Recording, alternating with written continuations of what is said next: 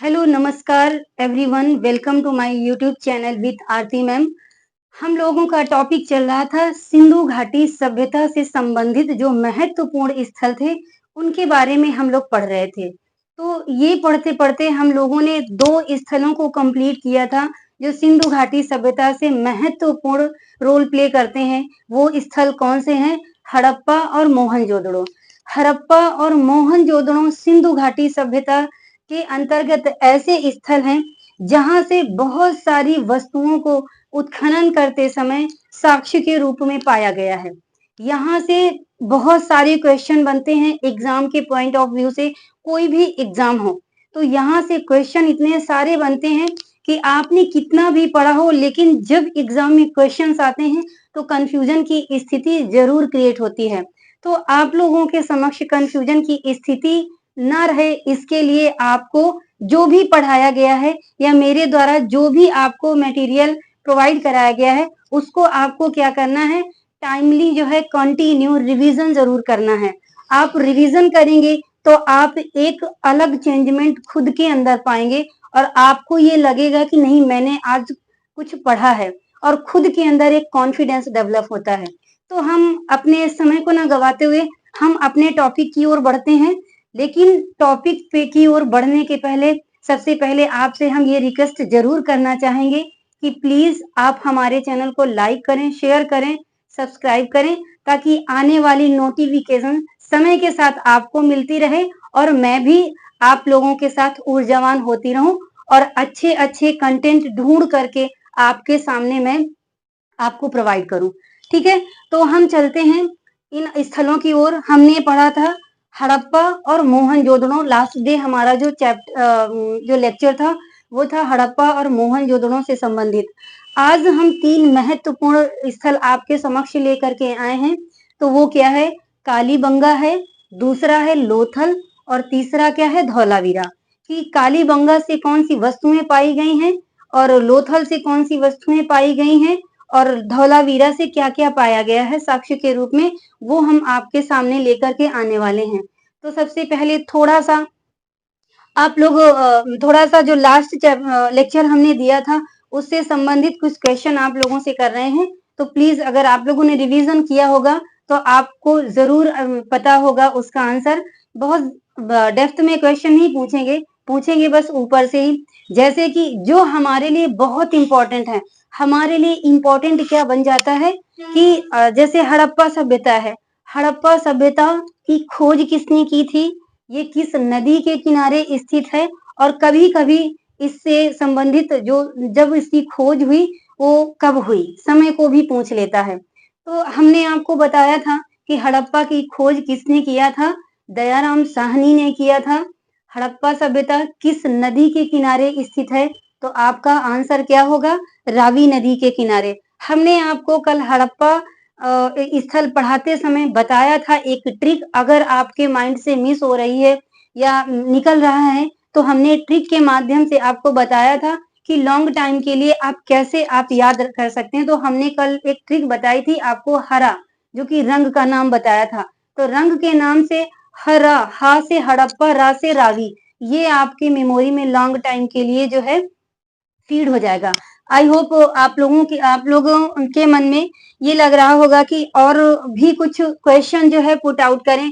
तो जैसा कि हड़प्पा सभ्यता से और क्या पाया गया? हड़प्पा सभ्यता से पहली चीज हमने आपको बताया था कि यहाँ से सैनिकों का साक्ष्य पाया गया है, सैनिकों के बस्ती का साक्ष्य पाया गया है। फिर इसके बाद में यहाँ से एक जो है श्रृंगारदान का भी साक्ष्य पाया गया है, यहाँ से गठिया बात का भी साक्ष्य पाया गया है। मतलब बहुत सारी इंपॉर्टेंट चीजें हैं जो कि अगर आप अपना नोट्स रिवीजन करेंगे तो वो तुरंत जो है आप लोग उसके लिए एक्टिव हो जाएंगे कि तुरंत आपके माइंड में रिवर्स करता रहेगा और आपके माइंड से ये चीजें निकलेंगी नहीं।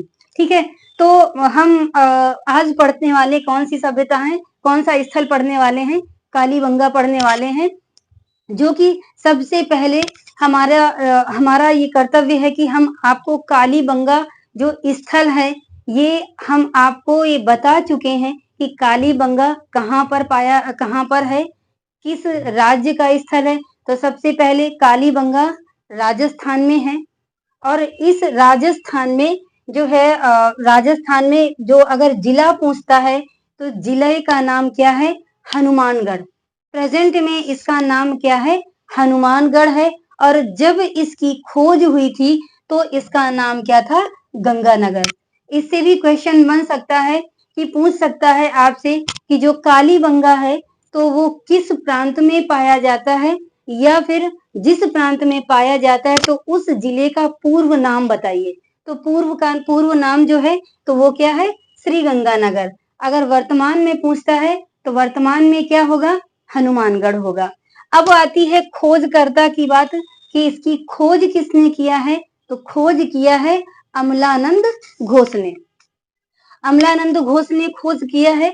इसके बाद में अगर नाम आता है, पूछता है कि किस नदी के किनारे स्थित है, तो नदी अगर पूछता है तो नदी क्या होगा? घग्घर नदी होगा। घग्घर नदी यानी सरस्वती नदी। आई होप सरस्वती तो आपको याद रहेगी, लेकिन वो इतना इजी नाम नहीं देगा। आपसे ये तो पूछ लेगा कि कालीबंगा किस नदी के किनारे स्थित है, तो आपने रट रखा है कि सरस्वती। सपोज दैट अगर सरस्वती नाम नहीं दिया तो आप परेशान हो जाएंगे कि मैंने तो सरस्वती पढ़ा, इसमें नाम ही नहीं शो कर रहा है।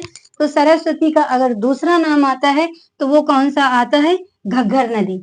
सरस्वती को घग्घर नदी के भी नाम से जानते हैं, तो ये आपको अपने माइंड में फीड करना होगा।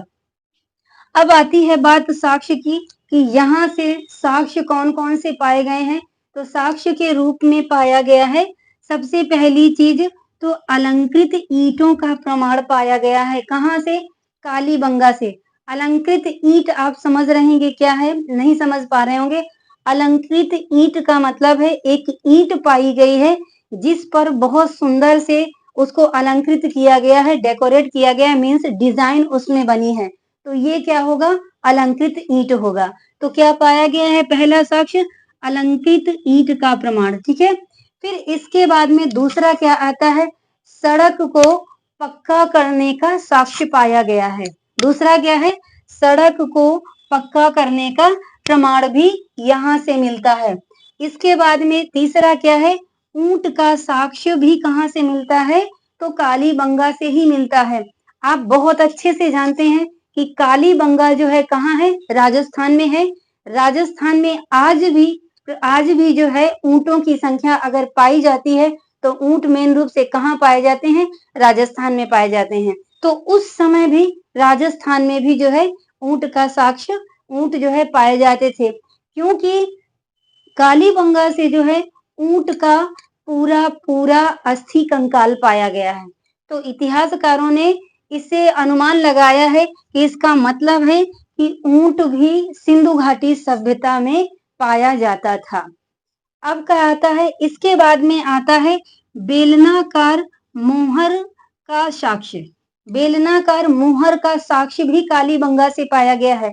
वैसे तो जनरली रूप से आप जो है मोहरों का आकार आप लोगों ने क्या देखा होगा? चौकोर देखा होगा या कैसा देखा होगा? गोल देखा होगा, लेकिन बेलनाकार आकृति में नहीं देखा होगा। ये अपने आप में एक डिफरेंट है कि यहाँ पर डिफरेंट अन्य स्थलों की अपेक्षा कालीबंगा एक ऐसा स्थल है जहां पर बिल्कुल डिफरेंट रूप से हर चीजें पाई जाती हैं। ठीक है। तो इसके बाद में बेलनाकार मोहर का साक्ष्य भी यहाँ से पाया गया है। और क्या पाया गया है? यहाँ से हाथी दांत से बनी कंघी को भी प्राप्त किया गया है। किसे? हाथी दांत की कंघी से भी बना कंघी भी साक्ष्य के रूप में पाया गया है। और क्या पाया गया है? और पाया गया है यहाँ पर कांसे का दर्पण भी यहाँ के लोग यूज करते थे। कांसे का दर्पण भी यहाँ के लोग यूज करते थे, इसलिए यहाँ पर क्या पाया गया है? कांसे का दर्पण भी खुदाई में साक्ष्य के रूप में मिला है। फिर क्या मिला है? यहाँ पर अग्निकुंड का भी साक्ष्य पाया गया है। क्या पाया गया है? अग्निकुंड का साक्ष्य। अग्निकुंड का साक्ष्य यहाँ पर कालीबंगा के उत्खनन में पाया गया है, जो कि बीच में एक बड़ा सा अग्निकुंड और उसके अगल बगल भी जो है 7 अग्निकुंडों को साक्ष्य के रूप में पाया गया है। मतलब कि यहाँ ये दर्शा रहा है, ये दिखा रहा है कि अग्निकुंड का साक्ष्य एक जगह पाए गए हैं, तो किसी विशेष अवसर पर हो सकता है पुरोहितों द्वारा यहाँ पर हवन करवाया जाता होगा। तो यहाँ पर और क्या पाया गया है? अग्निकुंड के साक्ष्य पाए गए हैं। अग्निकुंड के साक्ष्य कालीबंगा से ही अकेला नहीं पाया गया है, अग्निकुंड के साक्ष्य लोथल से भी मिले हैं। तो अगर आपके सामने क्वेश्चन आ जाता है कि अग्निकुंड के साक्ष्य कहाँ कहाँ पर पाए गए हैं, आपके सामने ऑप्शन में देगा कि लोथल, कालीबंगा, बनावली या फिर 1 या 2 का या खा नंबर। तो फिर अगर आपने पढ़ा है, आपको जानकारी है, तभी आप आंसर कर सकते हैं। अदरवाइज उसमें ऑप्शन में होगा सिर्फ का, फिर इसके बाद में दूसरा ऑप्शन होगा क ख और तीसरा ऑप्शन होगा इनमें से कोई नहीं। तो आपने अगर पढ़ा है तभी आप आंसर कर पाएंगे।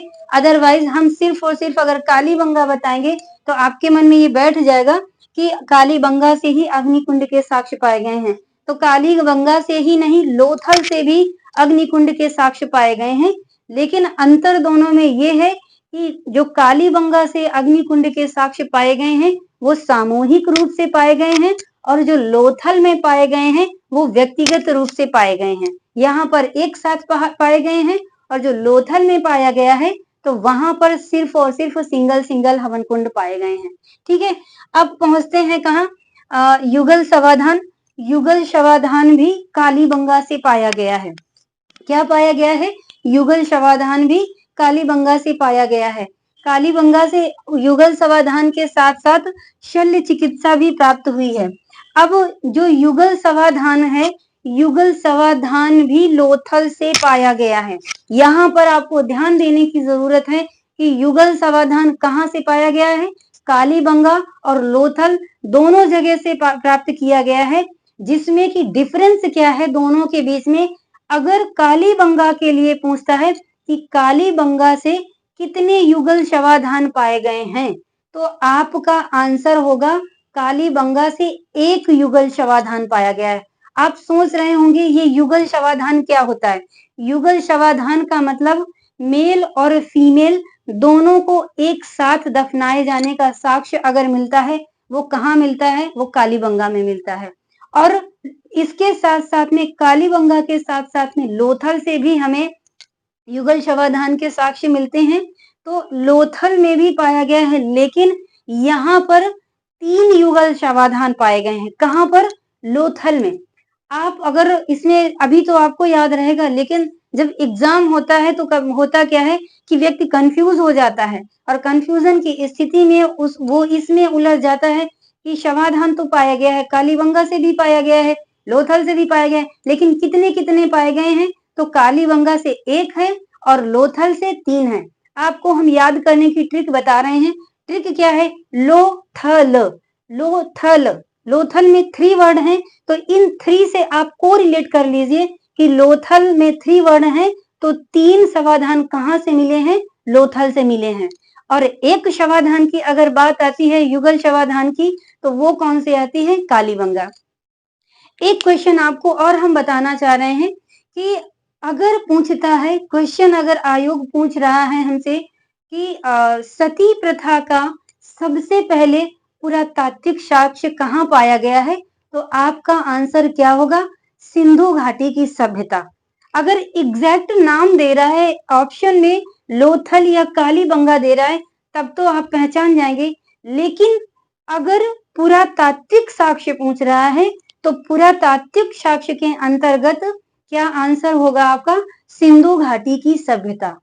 सिंधु घाटी की सभ्यता में जो है कौन सा साक्ष्य पाया गया है? पुरातात्विक साक्ष्य पाया गया है। किसका? सती प्रथा का। मीन्स इतिहासकारों ने ये अनुमान लगाया है कि यहाँ से लोथल में मीन्स मेल और फीमेल दोनों एक साथ दफनाए गए हैं, तो इसका मतलब हो सकता है कि यहाँ पर भी सती प्रथा का प्रचलन हो। ठीक है, तो अगर अगर पुरातात्विक साक्ष्य पूछता है तो आपका आंसर होगा सिंधु घाटी की सभ्यता। अगर आपसे पूछ रहा है कि सती प्रथा का सर्वप्रथम अभिलेखीय साक्ष्य कहाँ मिला है, तो अभिलेखीय साक्ष्य पाया गया है गुप्त काल में। गुप्तों के समय में जो है क्या पाया गया है, अभिलेखीय साक्ष्य। पुरातात्विक, अब आप ये समझ रहे होंगे कि अभिलेखीय साक्ष्य, पुरातात्विक साक्ष्य ये क्या है। पुरातात्विक साक्ष्य मतलब जो खुदाई में जो साक्ष्य पाए गए हैं, तो वो क्या होगा, ये होगा सिंधु घाटी सभ्यता। अगर अभिलेखीय साक्ष्य पाया गया, पूछ रहा है, तो अभिलेख का मतलब है जब गुप्त काल का पीरियड था, उस समय ये नहीं थे, कागज का आविष्कार नहीं हो पाया था, तो उस समय के राजा लोग क्या करते थे, कोई पत्थर पर अभिलेख लिखवाता था, अपने जो उनकी शासन प्रशासन होती थी या जो भी रीति रिवाज होते थे, तो कोई किसी राजा ने पत्थर पर लिखवाया है, तो किसी राजा ने किसी ने ताम्र पत्र पर लिखवाया है, मीन्स तांबे की इतनी बड़ी प्लेट बनवा ली और उसमें लिखवा दिया। जैसे अशोक थे, अशोक के स्तंभ लेख और जो शिलालेख थे, ये महत्वपूर्ण थे। इन्होंने अपनी सूचनाओं को स्तंभ लेखों के माध्यम से और शिलालेखों के माध्यम से और गुहा लेखों के माध्यम से लोगों तक अपनी बातें पहुंचाई। तो उसी तरह से गुप्त ये क्या थे, अभिलेख थे। मतलब कि कागज पर हमें लिखित साक्ष्य नहीं मिला है, बल्कि हमें अभिलेखों पर साक्ष्य मिला है। तो इसी तरह से गुप्त काल में सबसे पहले अगर अभिलेखीय साक्ष्य पूछता है, तो अभिलेखीय साक्ष्य कब मिला है सती प्रथा का, वो मिला है गुप्त काल में। ये गुप्त काल का ये कौन सा अभिलेख है, एरण अभिलेख है, जिसमें कि एक उनके मंत्री हुआ करते थे भानुगुप्त। भानुगुप्त एक युद्ध में मारे गए, तो उनकी पत्नी जो थी वो सती हो गई। तो ये कहानी भानुगुप्त के एरण अभिलेख में, जो कि गुप्त काल में खुदवाया गया था, उसमें सती प्रथा का अभिलेखीय साक्ष्य मिलता है। ठीक है, इसके बाद में अभिलेखीय साक्ष्य के अंतर्गत ये बात हुई अभिलेखीय साक्ष्य का। इसके बाद में सती प्रथा पर कदम किसने उठाया, तो अगर ये पूछता है, तो सती प्रथा का इसके बाद में पुर्तगालियों के आगमन से इन्होंने देखा कि यहाँ पर एक हिंदुस्तान में सती प्रथा प्रचलित है, जो कि बहुत बड़ी कुरीति के रूप में, सामाजिक कुरीति के रूप में सामने आ रही थी। तो पुर्तगालियों ने भी इस पर कठोर कदम उठाए थे। इसमें अकबर ने भी कुछ कदम उठाए थे सती प्रथा को रोकने के लिए। अगर सल्तनत की बात करते हैं, तो फिरोज शाह तुगलक ने भी इस पे कदम उठाए थे।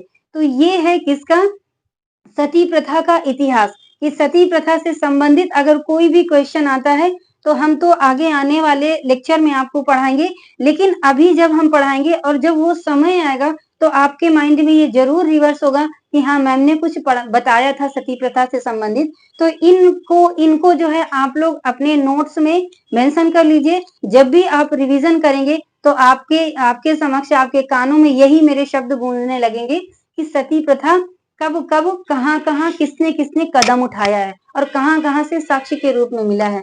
तो ये था लेक्चर किस पर, सती प्रथा पर। तो अगर सती प्रथा का जो पुरातात्विक साक्ष्य पूछते हैं, तो वो क्या आएगा, सिंधु घाटी के अंतर्गत सबसे पहले सती प्रथा का पुरातात्विक साक्ष्य पाया गया। इसके बाद में क्या आता है, शल्य चिकित्सा। यहाँ के लोग शल्य चिकित्सा से भी परिचित थे। ठीक है, अब क्या आता है, यहाँ के लोग, कालीबंगा के लोग कृषि करना भी जानते थे। कृषि हमने क्या बताया है, संपूर्ण सिंधु घाटी में 2 जगह के लोग कृषि से परिचित थे, अनुमान ऐसा लगाया जाता है। पहला क्या है, कालीबंगा, और दूसरा क्या है, दूसरा आता है जो है शुतुघोई। शुतुघोई से भी जो है कृषि के साक्ष्य पाए गए हैं। तो यहाँ से भी, कालीबंगा से भी कृषि के साक्ष्य पाए गए हैं। हमने आपको लास्ट लेक्चर में बताया था कि यहाँ से जुते हुए खेतों का साक्ष्य मिला है। कहाँ से, कालीबंगा से। जुते हुए खेतों का साक्ष्य कालीबंगा से मिला है। एक चीज आपको और बताया था कि यहाँ के लोग इतना स्टैंडर्ड थे कि एक ही समय में एक ही खेत पर जो है कृषि करना जानते थे। एक ही समय में एक ही खेत पर 2 तरीके की फसलों को उगाना जानते थे। अगर याद होगा, आपने रिवीजन किया होगा, आपको जरूर याद आ रहा होगा कि यहाँ के लोग कैसे इस तरह से, जो लोग गांव से जुड़े हुए हैं, वो लोग जरूर जानते होंगे कि ये किस तरह से हम समझाना चाह रहे हैं आपको। ये है उत्तर, और ये क्या है, दक्षिण। ये है पूरब, और ये क्या है, पश्चिम। एक ये ऊपर से नीचे तक इन्होंने रागी बनाई हुई थी और ये एक इस तरह से रागी बनाई हुई थी। ठीक है, तो ये हैं छोटे, तो जो छोटी रागियां हैं, जो छोटी लाइनें बनाई थी, तो इसमें इन्होंने क्या बोया हुआ था, तो इसमें बोया हुआ था इन लोगों ने चना। जो लंबी है, जो लंबी लाइनें हैं, तो इसमें क्या इन लोगों ने बोया था, इन लोगों ने यहाँ पर बोया था क्या, सरसों बोया हुआ था। तो अगर याद रखना है तो जो बड़ी लाइन है उसमें बड़ा पौधा, सरसों का पौधा बड़ा होता है ना, तो जो बड़ी लाइन है उसमें बड़ा पौधा और जो छोटी लाइन है उसमें छोटा पौधा। चने का पौधा छोटा होता है ना, तो इसमें छोटी लाइन पर छोटा पौधा। अगर पूछता है तो इससे आपका क्वेश्चन गलत नहीं होना चाहिए। अगर डायरेक्शन पूछता है, डायरेक्शन अगर पूछता है कि किस दिशा में जो खेती का या फिर जुते हुए साक्ष्य मिले हैं, तो वो किस दिशा में मिले हैं, तो वो होगा, इधर हमने क्या बताया, ये पूरब, ये है दक्षिण, ये है पश्चिम और ये है उत्तर। तो दक्षिण, पूरब और दक्षिण के बीच का जो डायरेक्शन होता है तो उसको क्या बोलते हैं, दक्षिण पूर्व। तो आपका आंसर क्या होगा, दक्षिण पूर्व दिशा में, कालीबंगा के दक्षिण पूर्व दिशा से जुते हुए खेत के साक्ष्य पाए गए हैं। क्लियर हो गया ना यहाँ से। तो इस तरह से यहाँ पर क्या पाया गया है, जुते हुए खेतों का साक्ष्य पाया गया है। अब आता क्या है कि अलग अलग रक्षा प्राचीर। हमने आपको जब सिंधु घाटी सभ्यता की विशेषताएं जब पढ़ाई थी, तब हमने आपको बताया था कि यहाँ के लोग अपने नगरों को दो भागों में बांट रखा था। वो कौन कौन से थे, एक था पश्चिमी टीला और दूसरा था पूर्वी टीला। पश्चिमी टीले पे, पूर्वी टीले पे कौन लोग रहते थे, पूर्वी टीले पर किसान रहते थे, शिल्पकार रहते थे, मजदूर वर्ग रहता था। वहीं पर पश्चिमी टीले पर कौन रहते थे, जो राज पुरोहित लोग रहते थे, शासन प्रशासन से जुड़े हुए लोग, उच्च वर्ग के लोग रहते थे, वो वहां पर थे। तो हमने क्या बताया था कि जो पूर्वी टीला था उसमें रक्षा प्राचीर नहीं थी, जबकि पश्चिमी टीले पर रक्षा प्राचीर थी। लेकिन ये जो कालीबंगा पर जो पाया गया है, तो इसमें एक इसकी विशेष अपनी अलग ही पहचान थी। वो क्या था कि इसमें क्या कह रहा है, अलग अलग रक्षा प्राचीर। यहाँ पर भी इन्होंने पूर्वी टीला पश्चिमी टीला के रूप में बांट रखा था, लेकिन यहाँ पर पूर्वी टीला में भी इन लोगों ने जो है, पूर्वी टीला में भी इन लोगों ने रक्षा प्राचीर बना रखी थी और पश्चिमी टीले पर भी इन लोगों ने क्या बना रखा था, रक्षा प्राचीर बना रखी थी। ठीक है, तो हमें क्या पता चला कि मैंने तो वैसे तो विशेषता आपको बताई थी कि सिर्फ और सिर्फ नगर नियोजन में जो है सिर्फ और सिर्फ पश्चिमी टीले पर रक्षा प्राचीर थी, लेकिन यहाँ के लोगों ने पूर्वी टीला और पश्चिमी टीला दोनों टीलों को रक्षा प्राचीर से घेर रखा था। ठीक है, इसके बाद में क्या आता है, इसके बाद में आता है यहाँ से लकड़ी की नाली का साक्ष्य भी पाया गया है। मतलब कि अन्य जगहों से नालियां पाई गई हैं, पक्की नालियां पाई गई हैं, लेकिन जो कालीबंगा से प्राप्त हुई है तो वो लकड़ी के नाली का साक्ष्य पाया गया है। ठीक है, कि यहाँ के लोग जो है लकड़ी की नाली का प्रयोग करते थे। तो यहाँ तक क्लियर हो गया ना आप लोगों को। एक बार रिवीजन करा देती हूँ। अगर खोजकर्ता पूछता है तो किसने किया था खोज, अमलानंद घोष ने किया था। अगर नदी पूछता है तो नदी कौन सी थी, घग्घर नदी, जिसको सरस्वती नदी भी बोलते हैं। फिर अगर पूछता है कि ये कौन सा कहाँ पर है, तो ये कहाँ का स्थल है, ये राजस्थान का स्थल है। राजस्थान में कौन सा जिला है, तो इस समय जो प्रेजेंट नेम है तो वो क्या है, हनुमानगढ़ है। अगर उसका पूर्व नाम पूछता है तो कौन सा होगा, श्री गंगानगर। अब आते हैं कहाँ पर, यहाँ से साक्ष्य क्या क्या पाए गए हैं, तो अलंकृत ईंट का प्रयोग, सड़क को पक्का करने का प्रमाण भी यहाँ से मिलता है। ऊंट का साक्ष्य भी यहाँ से मिलता है। बेलनाकार मुहर का भी साक्ष्य मिलता है। हाथी दांत की कंघी और कांसे का दर्पण भी मिलता है। और क्या क्या मिलता है, अग्निकुंड का साक्ष्य भी यहाँ से मिल रहा है। युगल शवाधान भी मिल रहा है। और क्या मिल रहा है, और मिल रहा है शल्य चिकित्सा का भी साक्ष्य मिल रहा है। इसके साथ साथ में यहाँ से जुते हुए खेत का साक्ष्य मिलता है। और यहाँ का जो नगर नियोजन था दक्षिणी और पूर्वी और पश्चिमी, तो दोनों नगरों में जो है क्या पाया जा रहा है, रक्षा प्राचीर पाई जा रही, प्लस यहाँ पर क्या मिल रहा है, लकड़ी की नाली का साक्ष्य मिल रहा है। क्लियर हुआ ना यहाँ तक। अब इसके बाद में हमने ये सारी चीजें पढ़ी। अब आपका काम क्या है, आपको रिवाइज करना है और प्लस साथ में करना क्या है, प्रश्नों का अभ्यास करना है। वैसे तो हमारे पास जितना मैटर था हमने पूरा मैटर A to Z आपको दे दिया, लेकिन अब आपके भी ये रिस्पॉन्सिबिलिटी बनती है कि आप ज्यादा से ज्यादा क्वेश्चनों का प्रैक्टिस करें, ताकि जो भी एक दो पॉइंट अगर छूट गए हैं तो आप जब क्वेश्चन सॉल्व करेंगे तो उसके माध्यम से जो है आप उस अपना जो है छूटे हुए पॉइंट भी क्या हो जाते हैं, कंप्लीट हो जाते हैं। अब हमारा अगला स्थल कौन सा है, वो आता है लोथल। अब लोथल की खोज किसने की, यहाँ कब किया और यहाँ पर क्या क्या साक्ष्य पाए गए, उसके बारे में आपसे हम डिटेल में चर्चा कर रहे हैं। तो अगर इसके खोजकर्ता के बारे में पूछता है तो इसके खोजकर्ता कौन थे, तो वो थे S.R. राव। कौन था, S.R. राव। अगर समय पूछता है तो इसकी खोज कब की गई है, तो वो 1954 में की गई है, राइट ना। इसके बाद में स्थान अगर पूछता है कि लोथल कहाँ पर स्थित है, तो लोथल कहाँ पर स्थित है, ये है इसकी सिचुएशन है गुजरात में, और क्या है, खंबात की खाड़ी या खंबात की खाड़ी में है। ठीक है, आपको मैंने खंबात की खाड़ी और कच्छ की खाड़ी दोनों बताया था।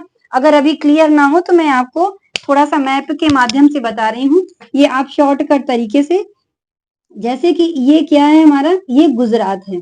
ठीक है, ये गुजरात है, तो ये जो आता है एरिया गुजरात के अंतर्गत, तो ये गुजरात है और ये है कहाँ पर, खंबात की खाड़ी में। तो खंबात की खाड़ी गुजरात के नीचे जो धसा हुआ पार्ट है, ये क्या होती, ये क्या कहलाता है, खंबात की खाड़ी है। और अगर कच्छ की खाड़ी आपको समझना है, तो जो गुजरात के ऊपर का ये जो धसा हुआ पार्ट है, तो ये क्या है, ये कच्छ की खाड़ी है। तो ये का जो लोथल स्थित था वो कहाँ पर स्थित था, ये खंबात की खाड़ी में स्थित था। यहाँ तक क्लियर हुआ ना।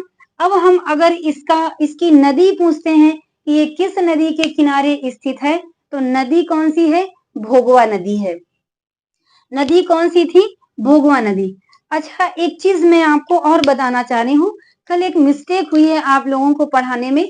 मैंने आपसे बोला था कि अगर संपूर्ण सिंधु घाटी सभ्यता की अगर संरचना पूछता है कि सिंधु घाटी सभ्यता की सबसे बड़ी संरचना क्या है, तो आंसर आपका होगा कि जो लोथल है, तो लोथल में जो है जो पाया गया है बंदरगाह, वो संपूर्ण सिंधु घाटी सभ्यता के सबसे बड़ी संरचना है।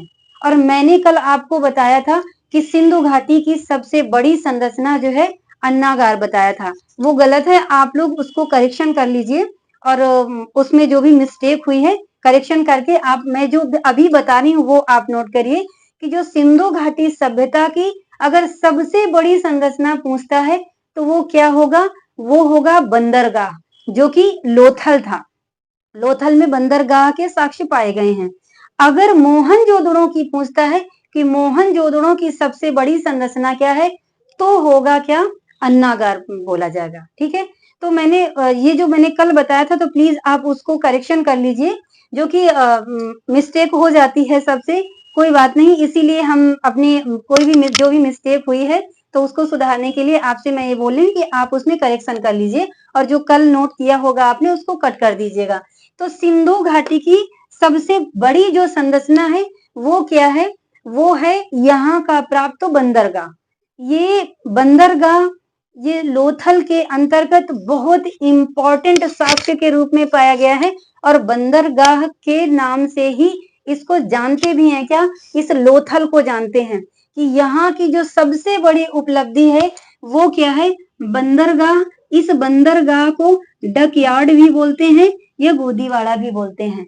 अगर डकयार्ड बोलते हैं तो आपको परेशान होने की जरूरत नहीं है, अगर गोदीवाड़ा भी बोलता है तो भी आपको परेशान होने की जरूरत नहीं है, उसका मतलब ही है क्या, बंदरगाह। तो सबसे बड़ी जो उपलब्धि है, तो लोथल जो है, लोथल से जो बंदरगाह प्राप्त हुआ है, यही लोथल की सबसे बड़ी पहचान है, और इसी की वजह से लोथल जाना जाता है। अब इसके बाद में यहाँ से और क्या प्राप्त हुआ है साक्ष्य के रूप में, तो यहाँ से आटा पीसने की चक्की का साक्ष्य भी मिलता है। आटा पीसने की चक्की का साक्ष्य भी यहाँ से मिलता है। अब इसके बाद में अगली उपलब्धि क्या है, तो अगली उपलब्धि है कि साक्ष्य के रूप में और क्या पाया गया है, तो यहाँ से फारस की मुद्रा का साक्ष्य भी पाया गया है। भाई फारस की मुद्रा का साक्ष्य तो पाया ही जाएगा जब हमें पता है कि यहाँ पर बंदरगाह मिला है। तो जब बंदरगाह मिला है तो जाहिर सी बात है, आपको ये पता है कि सिंधु घाटी के लोग व्यापार करते थे और व्यापार उनका जल और थल दोनों मार्गों से होता था। तो ये वैसे भी बंदरगाह था, तो बंदरगाह के अंतर्गत ही जल मार्ग के माध्यम से ये लोग अंतरराष्ट्रीय व्यापार करते होंगे। तो वहां से वो लोग जो आते होंगे तो यहाँ की मुद्रा फारस में और फारस की मुद्रा यहाँ पर, तो जाहिर सी बात है जब लोथल बंदरगाह था तो बंदरगाह में जब विदेशी लोग व्यापार करने आएंगे तो यहाँ पर फारस की मुद्रा का साक्ष्य तो मिलेगा ही मिलेगा। तो यहाँ पर और क्या पाया गया है, फारस की मुद्रा का साक्ष्य भी पाया गया है। और क्या पाया गया है, और यहाँ से सुई धागे का साक्ष्य पाया गया है। इसके बाद में अगर पूछता है कि क्या पाया गया है, तो यहाँ से रंगाई कुंड का साक्ष्य भी मिला है। यहाँ के लोग व्यापारिक अंतरराष्ट्रीय तरीके से व्यापार करते थे, तो यहाँ पर कपड़ा वगैरह बना करके लोग आते होंगे और यहाँ पर उन कपड़ों में रंग रोगन करने के लिए उनको जो है रंगाई कुंड की जरूरत होती होगी। तो यहाँ पर क्या पाया गया है, रंगाई कुंड का साक्ष्य पाया गया है कि यहाँ के लोग कलर करके फिर कपड़ों को जो है अंतरराष्ट्रीय स्तर पर जो है भेजते थे। तो यहाँ पे क्या पाया गया है, सुई धागे का साक्ष्य भी मिला है, रंगाई का कुंड भी मिला है। इसके बाद में क्या पाया गया है, पत्थर की चक्की के 2 पार्ट पाए गए हैं। गांव में लोग उसको क्या बोलते हैं, सिलबट्टा। सिलबट्टा एक सिल होता है, दूसरा बांटने वाला होता है। तो पत्थर के 2 जो है टुकड़ जो चक्की का साक्ष्य के रूप में पाया गया है। फिर क्या पाया गया है, मम्मी का साक्ष्य। मम्मी का साक्ष्य, मम्मी आई होप आप लोग जानते होंगे, नहीं जानते हैं तो मैं बता रही हूँ। जैसे मम्मी जो है मुख्य रूप से कहाँ पाई गई हैं, बहुत ज्यादा वो मिस्र में पाई गई हैं। तो जो इतिहासकार हैं उन्होंने ये अनुमान लगाया है कि हो सकता है कि मिस्र से तो वैसे भी इसका व्यापारिक संबंध था सिंधु घाटी सभ्यता का, तो वहां से कुछ लोग व्यापार करने के लिए आए होंगे और जो यहाँ व्यापारी आया होगा तो वहां पर इनकी डेथ हो गई होगी। तो वहां पे उनका क्या था, कल्चर था मिस्र का कि ये लोग अगर व्यक्ति मर जाता था तो कुछ रसायनों को लगा करके उस डेड बॉडी को क्या करते थे, प्रिजर्व करके रखते थे। तो वहां की कल्चर को अपनाते हुए यहाँ पर अंतरराष्ट्रीय व्यापार होता था। तो इस लोथल में जो है लोग व्यापार करने आए होंगे और जिसकी डेथ हो गई तो उसको जो है उसी रीति रिवाज के अनुसार उसको दफना दिया गया होगा रसायनों का प्रयोग करके। तो यहाँ पर क्या पाया गया है, मम्मी का साक्ष्य भी मिला है। इसके बाद में क्या पाया गया है, चालाक लोमड़ी का साक्ष्य भी पाया गया है।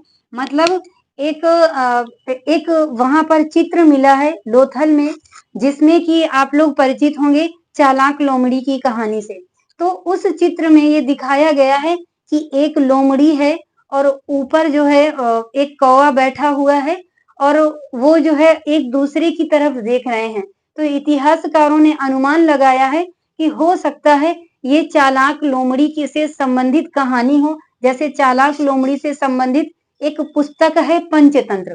पंचतंत्र में उसमें जो है चालाक लोमड़ी की कहानी पाई जाती है। मीन्स जो जो इंस्पायर करने वाली कहानियां होती हैं व्यक्तियों को, तो वहां पर क्या उस पुस्तक में जो पंचतंत्र पुस्तक है उसमें अधिकतर जो है यही कहानियां पाई गई हैं। तो इतिहासकारों ने अनुमान लगाया है कि हो सकता है इस तरीके की भी यहाँ से पुस्तक मिली हो या लोग जानते हो इंस्पायर करने वाली घटनाओं को। तो हो सकता है कि ये चालाक लोमड़ी को दर्शाने का साक्ष्य क्या था, यही होगा, लोगों को इंस्पायर करने का कि हमें किस तरीके से लोगों की बातों में आकर के बेवकूफ नहीं बनना चाहिए। ठीक है, अब आते हैं कहाँ पर, अग्निकुंड। हमने आपको बताया था कालीबंगा में भी कि कालीबंगा से भी अग्निकुंड प्राप्त हुए हैं और यहाँ से भी अग्निकुंड प्राप्त हुए हैं। लेकिन अगर बात आती है सामूहिक अग्निकुंड, अगर पूछता है कि सामूहिक अग्निकुंड के साक्ष्य कहाँ से मिले हैं, तो आपका आंसर होना चाहिए क्या, कालीबंगा। अगर पूछता है व्यक्तिगत रूप से अग्निकुंड का साक्ष्य कहाँ पाया गया है, तो वो क्या होगा, लोथल आपका आंसर होगा। तो ये आपको अलग अलग करके रखना है कि सामूहिक रूप से अग्निकुंड के साक्ष्य कहाँ पाए गए हैं और व्यक्तिगत रूप से अग्निकुंड के साक्ष्य कहाँ पाए गए हैं, या फिर ये घुमा भी सकता है कि अग्नि का साक्ष्य कहाँ पाया गया है। तो इस चीज को आपको ध्यान रखना है। इसके बाद में क्या है, शवाधान का भी यहाँ से साक्ष्य पाया गया है। शवाधान में क्या है, युगल समाधि भी यहाँ से पाई गई है। तो युगल समाधियों की अगर बात आती है तो क्या है, कितनी युगल समाधियां पाई गई हैं, 3 यहाँ पर युगल समाधियां पाई गई हैं। अब इसके बाद में इसकी एक और अपनी विशेषता है, तो वो क्या है कि एक ही रक्षा प्राचीर में घिरे जो है हुए दोनों दुर्ग पाए गए हैं। हमने आपको क्या बताया था कि वैसे जो जनरल इनके नगर नियोजन की जो व्यवस्था थी वो क्या थी, 2 रूपों में बांटा, पश्चिमी टीला और पूर्वी टीला। सिर्फ और सिर्फ पश्चिमी टीले के अंतर्गत ये लोग क्या करते थे, रक्षा प्राचीर बनाते थे। लेकिन अगर कालीबंगा में हमने क्या बताया कि कालीबंगा में ये 2 नगर टीले थे, एक पूर्वी था और पश्चिमी था। तो जहां पर कालीबंगा में की विशेषता क्या थी कि इसमें दोनों जो है दुर्गों पर रक्षा प्राचीर पाई गई है, ठीक है। वहीं पर जो लोथल में जो पाया गया है, तो टीले तो 2 हैं, लेकिन दोनों टीलों को एक ही रक्षा प्राचीर में घेरा गया है। क्लियर ना, कि यहाँ के दोनों दुर्गों को एक ही जो है रक्षा प्राचीर से क्या किया गया है, घेरा गया है। इन दोनों में अंतर करना है। क्वेश्चन अगर पूछता है कि अलग अलग रक्षा प्राचीर का साक्ष्य अगर पूछता है कहाँ मिला है, तो वो होगा कालीबंगा।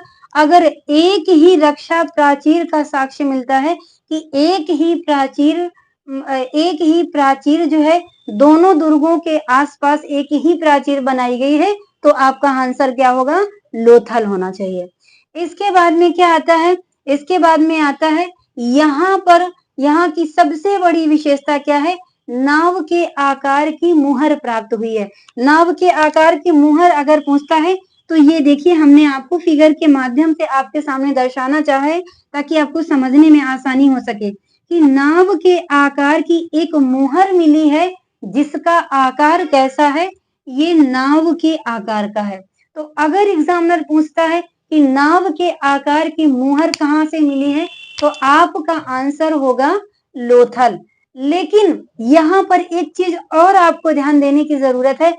अगर आपसे पूछता है कि कहाँ पर जो है मुहरों पर नाव बनी हुई मुहर कहाँ से प्राप्त हुई है, मतलब कि ये मुहर बनी हुई है और इस मुहर के अंदर जो है नाव बनी है, तो फिर आपका आंसर चेंज हो जाएगा।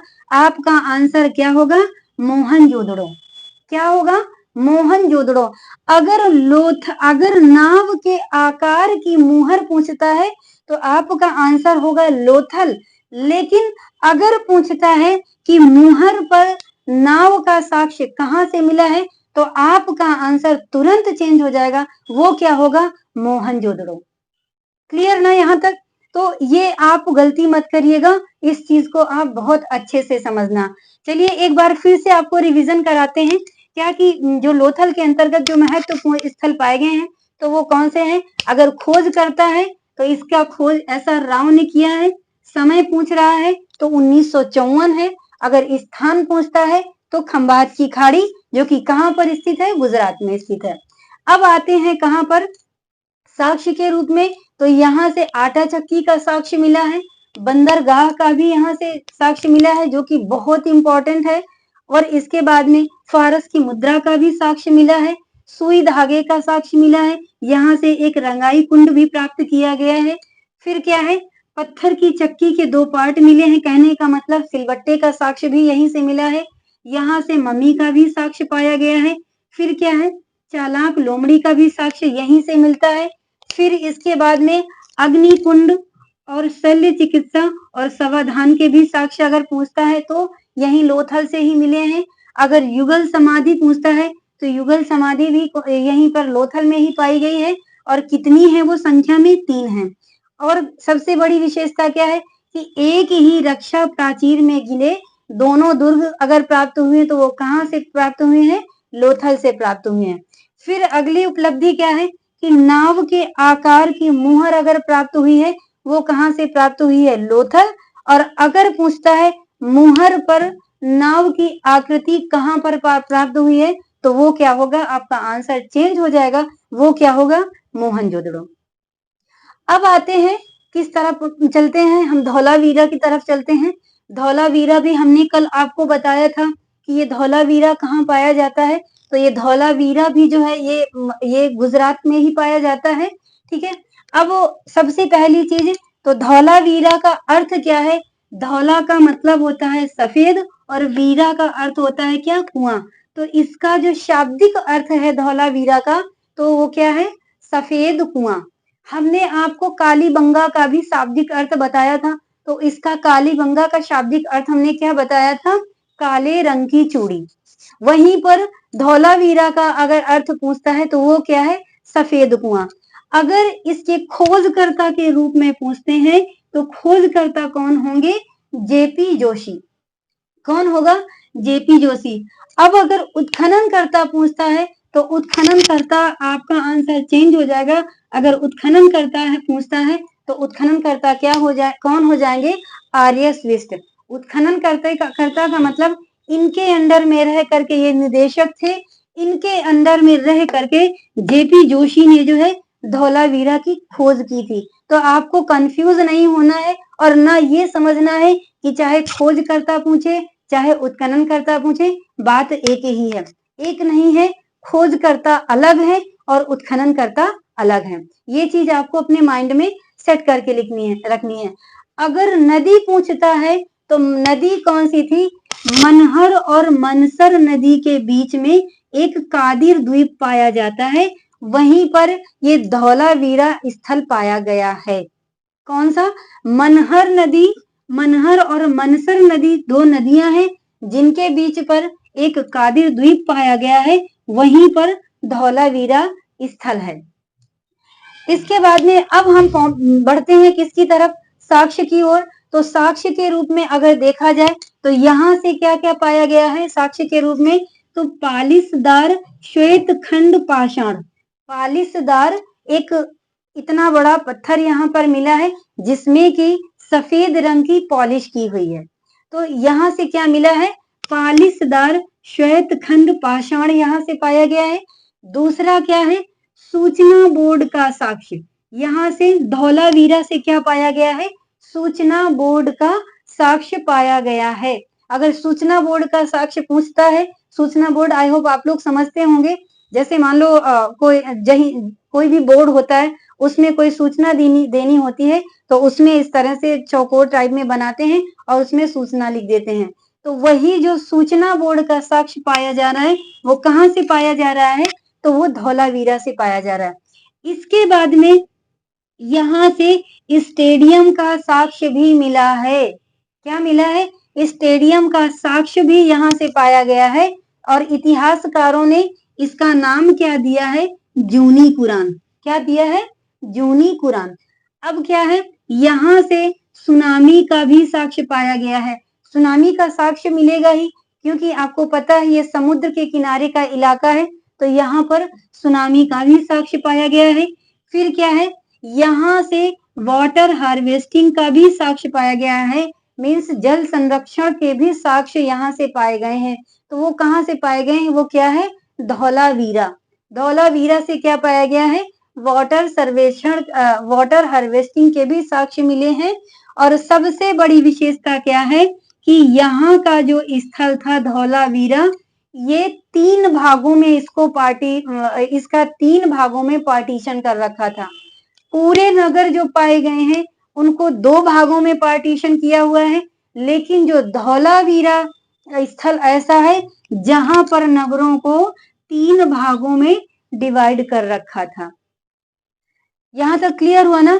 अब एक बार फिर से रिवीजन आपको कराते हैं कि धौलावीरा से मुख्य रूप से कौन कौन से साक्ष्य पाए गए हैं, वह किसने किया। तो पहली चीज, तो धौलावीरा का अर्थ क्या है, सफेद कुआं। अगर खोजकर्ता पूछता है तो जेपी जोशी, और अगर उत्खनन करता पूछता है तो क्या होगा, आपका आंसर बदल जाएगा, आर.एस. विष्ट होंगे। इसके बाद में अगर नदी पूछता है तो मनहर और मनसर दो नदियां हैं, इनके बीच पर एक द्वीप बना हुआ है, उसी द्वीप पर जो है क्या पाया गया है, धौलावीरा स्थल पाया गया है। अब क्या आता है साक्ष्य के रूप में, तो साक्ष्य में हमने आपको बताया कि पालिशदार श्वेत खंड यहीं से मिला है, सूचना बोर्ड का भी साक्ष्य यहीं से मिला है, यहाँ से स्टेडियम का साक्ष्य भी मिला है, जो कि बहुत इंपॉर्टेंट है। स्टेडियम का साक्ष्य ही मिला है, तो स्टेडियम की वजह से ही धौलावीरा ज्यादा पॉपुलर हुआ। ठीक है, तो यहाँ की जो महत्वपूर्ण साक्ष्य के रूप में जो पाया गया है, तो वो क्या है, स्टेडियम का साक्ष्य। दूसरा, इसके बाद में क्या है, यहाँ से सुनामी का साक्ष्य भी हमें मिला है। फिर क्या है, वाटर हार्वेस्टिंग यानी कि जल संरक्षण का साक्ष्य भी पाया गया है। और क्या पाया गया है, यहाँ का जो नगर था उसको 3 भागों में डिवाइड कर रखा था सिंधुवासी के लोगों ने, यानी धौलावीरा के लोगों ने। तो ये था बच्चों आज का हमारा लेक्चर। आज हमने 3 महत्वपूर्ण स्थलों को कंप्लीट किया। कौन सा है वो, कालीबंगा, इसके बाद में क्या है, लोथल है, और धौलावीरा है। कल हमने 2 महत्वपूर्ण स्थलों के बारे में चर्चा किया था, हड़प्पा, मोहनजोदड़ो। आज हमने चर्चा क्या किया, कालीबंगा, लोथल और धौलावीरा। इस तरह से हमने जो महत्वपूर्ण जो स्थल थे, 5 स्थलों को हमने कंप्लीट कर लिया। बचे हुए स्थलों को हम कल आपके समक्ष लेकर के आएंगे और उनके बारे में हम आपसे बात करेंगे कि कौन कौन से स्थलों से और क्या विशिष्ट चीज पाई गई। तो आज हमारा लेक्चर कंप्लीट हुआ, यहीं तक हम आपके समक्ष ये लेकर के आए हुए हैं। अब नेक्स्ट डे हम दूसरे वीडियो के साथ आपके समक्ष उपस्थित होंगे। और जाने के पहले हम आपको एक बार फिर से ध्यान दिलाना चाहते हैं कि प्लीज हमारे चैनल को आप लोग लाइक करें, शेयर करें, सब्सक्राइब करें, बेल आइकन को दबाना ना भूलें, ताकि समय के साथ आपको हमारी सबसे पहली वीडियो मिल सके और आप लोगों के लिए जो हमारा वीडियो है वो हेल्पफुल साबित हो सके और इसके साथ में हम भी ऊर्जावान बने रहें। तो आज के लिए इतना ही, मिलते हैं नेक्स्ट डे नए चैप्टर के साथ। तब तक के लिए धन्यवाद।